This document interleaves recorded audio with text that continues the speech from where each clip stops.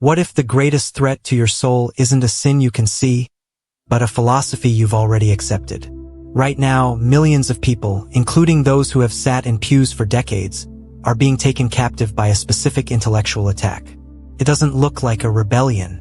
It looks like enlightenment. It doesn't sound like hatred.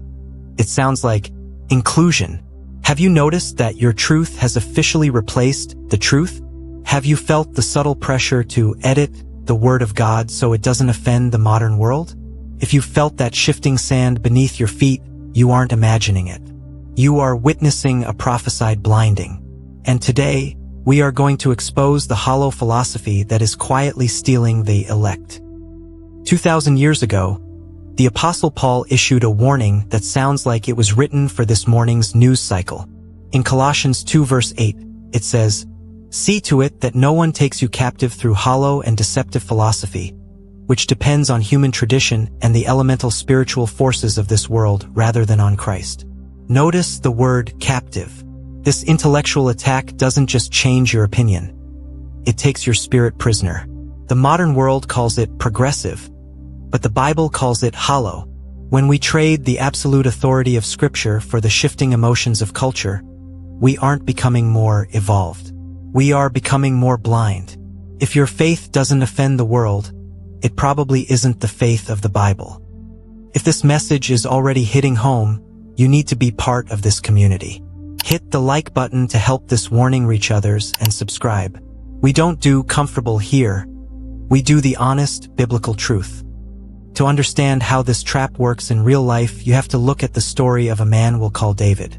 David didn't wake up one day and decide to stop believing in God. He was a leader in his church, but the attack was subtle.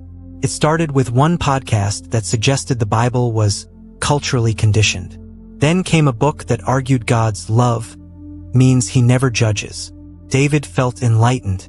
He felt like he finally understood a bigger version of God. But look at what actually happened. As his intellectual knowledge grew, his prayer life died. As his tolerance increased, his conviction for holiness disappeared. By the time David faced a real crisis, a death in the family that shook his world, the God he had reimagined in his own image couldn't help him. He had traded a fortress for a feeling. He wasn't free, he was a captive to his own ideas. This is the danger of the intellectual trap. It fills your head while it starves your soul. How do you ensure you aren't the next David? You have to recognize the 3 pillars this trap stands on. First, emotionalism. Stop asking, "How do I feel about this verse?" and start asking, "What does this verse say about me?" Your feelings are a broken compass. The word is a fixed North Star. Second, the redefinition of sin. Real love doesn't affirm rebellion. Real love warns you of the cliff. If a philosophy tells you that God accepts you as you are without demanding you change, it's not the gospel. Third, the narrow path. Jesus never promised a wide gate for the intellectual elite. He promised a narrow path for the humble. The world is trying to intellectualize its way out of the judgment seat of Christ. Don't be fooled. Are you following the Jesus of the Bible or a version you created? Be honest. Drop a truth in the comments if you're choosing the narrow path today, no matter what it costs you. And if you want to know how to fight the spiritual forces behind these philosophies, watch our deep dive into Ephesians 6 right here.